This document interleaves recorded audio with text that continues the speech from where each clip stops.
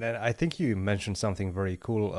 The fact that you guys sort of build from the foundation up, and you are thinking already in those type of terms, like coming from your coaching experience. Let's say you understood that there needs to be a foundation, there needs to be a systematic approach to teaching this new talent that's coming out of India, and obviously there's been a lot of grandmasters that have been called into India from foreigners sometimes, right? Obviously, the most famous example being Vladimir Kramnik, and we'll get to that in just a second. I'm sure we'll discuss that. But how did that came to be? Obviously, you guys have Ramesh as well, who is right now becoming one of the most established coaches in the world. How did that foundation take shape? The coaching foundation.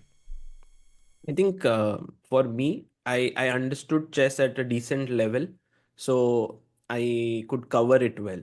I could sort of ask the right questions when I would interview someone or write articles which were having both storytelling aspect as well as analysis. But I never really ventured into teaching any of these youngsters. I was a player till 2017 while they were also growing. So, in fact, it's a pity I never got to play with them in that period because maybe I would have been a small favorite back then. And but Not for I long. couldn't. Not for long. Not for long, not for long, but maybe 2014 or 15, or perhaps these 2 years. But clearly, I think one of the things that has really helped Indian chess is the fact that many of the strong grandmasters took up to full-time training, which includes Ramesh, Vishnu Prasanna, Srinath Narayanan, Shyam Sundar, Swapnil Dhopade, Swayams Mishra. All these are grandmasters who reached an ELO of around 2500 to 2550. But then they said, let's get into training full time. And I think each of these young talents who have grown up have some kind of a mentor, or you can say that initial sort of rise with them. Maybe Arjun is a exception in that sense because he worked with um, the Israeli coach. Uh, I forget the Gelfand? name. Boris Gelfand, maybe? No, no, no. It was Avruch? Mikhalevsky. Ah, Mihalevsky. Mikhalevsky. Yeah, when he was around 2300 to 2550, he worked with him, but then he worked with Srinath, who took him to around 2550 to 2750 or so. So I feel like having someone from the same country who understands that culture and so on is very useful because then even the parents can build some kind of a rapport with them, talk to them, and so on. And I think for Gukesh, it was Vishnu. For Prag, it was Ramesh. For Nihal, it was Srinath when he was growing up, and so on.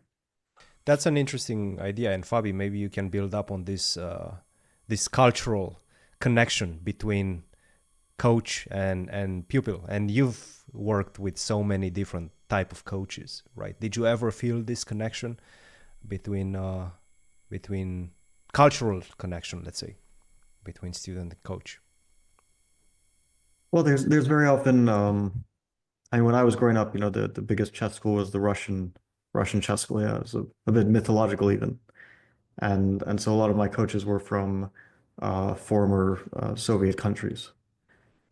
So yeah, a lot of my early coaches, Miran Sher, Boris Yes. Slotnick, I Alexander Chernin. actually yesterday saw a book by Miron Sher which wrote behind it. Do you want to do the same homework that Fabi and Robert Hess used to do in their childhood? Something like that. Yeah, no, he was a great coach.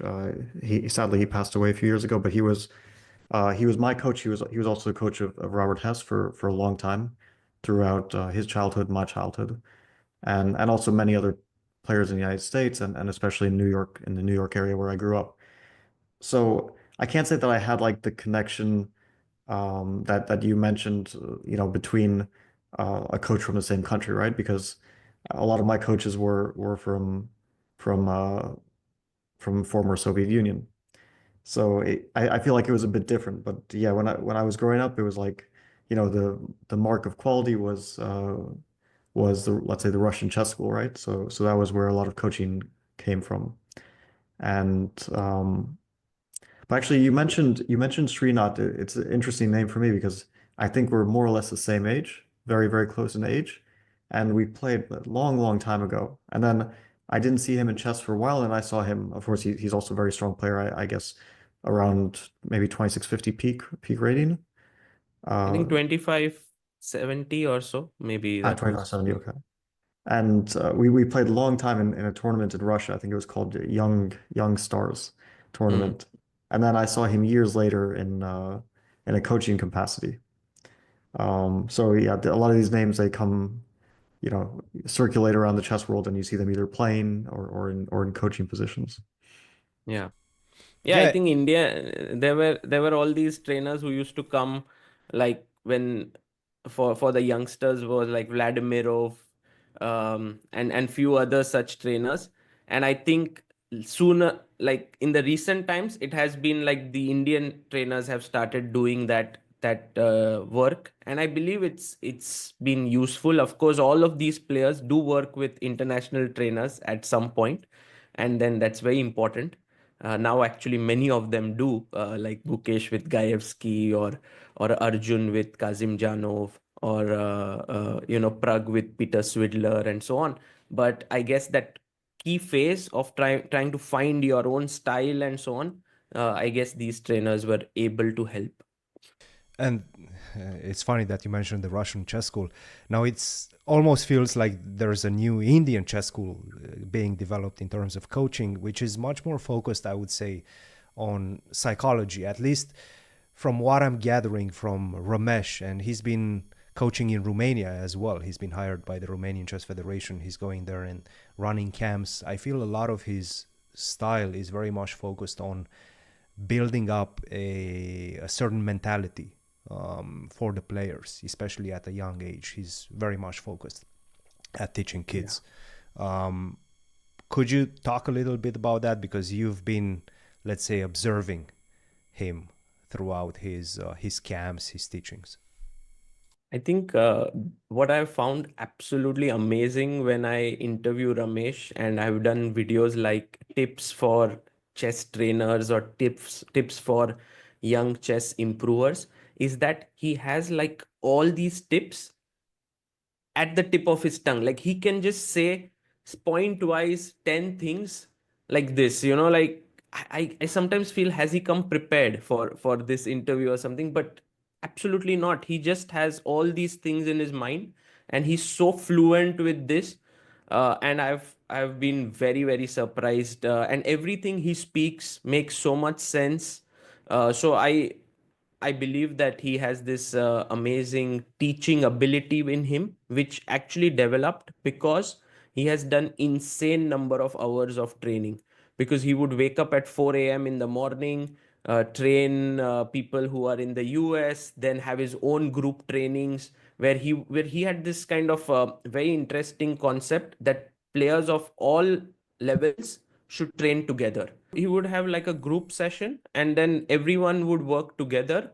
And I would sometimes think, oh, but isn't this not so great for this player who's the strongest, but I believe that was not the case, and he's proved it, that everyone could learn from each other.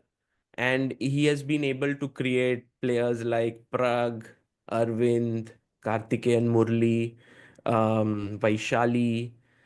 I mean, the list is endless. At some point, he was training just about any grandmaster in Indian chess who was at the brink of, let's say, an IM title or something, would go to Chennai, stay with him, learn from him. That was Sethuraman, Adiban, Debashish Das, and many of them developed their own training methods after working with him.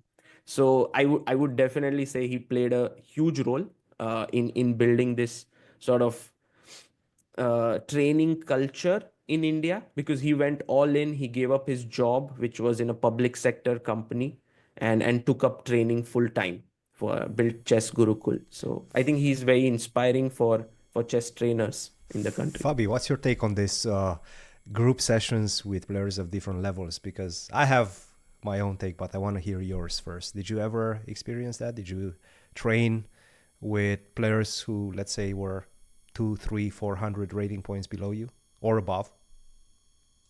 Not so much. I never really did like group training unless it was, let's say, for a specific tournament, like a training camp for candidates, to give an example, right? But like when I was a kid, it was usually one-on-one coaching. The only like group settings I can think of were in my very, very young years, in like in school or something.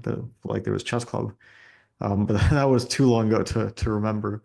So I don't have too much experience with it, but I think it would be helpful because the thing is like my opinion. I'm not a coach, of course, so I can't say that I'm an expert on this. But if you're looking at chess, like the same things that would be helpful for, let's say, someone who's 23 or 2400 could also be helpful for someone who's 26 or 2700. I don't see why, um, like the skills that you might, practice as a 2300 wouldn't also be useful a few hundred points higher. It's not like we're talking about 1500 versus 2500. That's a massive gulf in skill that it's not quite the same as the difference, let's say 200 or 300 points between strong players and super strong players. There, I think there's enough common ground that you'll find something that's useful for everyone. And also, like when I'm kind of analyzing casually with someone who, let's say, is 2400, which has happened on a number of occasions, uh, I do find it like mutually beneficial. Also, the openings that could be useful for them or for me can be useful the other way around too. So I see no reason why a group training camp couldn't incorporate players of many levels without it uh, with it being uh, helpful for everyone. Maybe not equally helpful, but still helpful. You can't Yeah. have completely equal conditions, but definitely everyone should take some benefit from it. Yeah, for me, when I've had this type of situation happen, I often find that sometimes the timing is a little bit difficult to deal with because some players solve things much faster than the others, and then it's very difficult to schedule, let's say, the class and time it very well. And at some point, if you wait for too long for some of the weaker players to solve correctly, because you don't want to move too fast through the problems, through the examples, then nobody's going to get anything out of them. But Mhm. if you spend too much time on that, then the players of a higher caliber get somewhat bored and then they start asking. And this could be a very much a mentality thing, right? Also, could be a cultural thing as well, perhaps that applies very much to India. This type of culture, I feel there's a culture of respect that applies in this dynamic of student coaching. Like you're not going um, to be telling your coach, "Hey, let's speed things up. Why are we spending so much time on this particular problem? Why is this particular person um, not solving faster?" But in other cultures, I feel like that's accepted, especially in the Western culture. I feel like that's something that could come up in training. What do you think Yeah. of that, Sagar?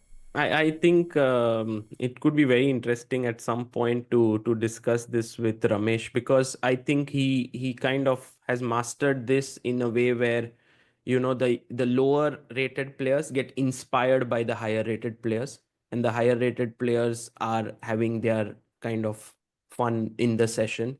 So somehow maybe it's more like an inspiration for someone to see, oh, this is where I have to reach, and kind of then so maybe I am not very clear on the methods being utilized there inside the class, but I've heard from many players who said, oh, I got inspired by this player, and I got inspired by the one who was higher rated than me, and so on.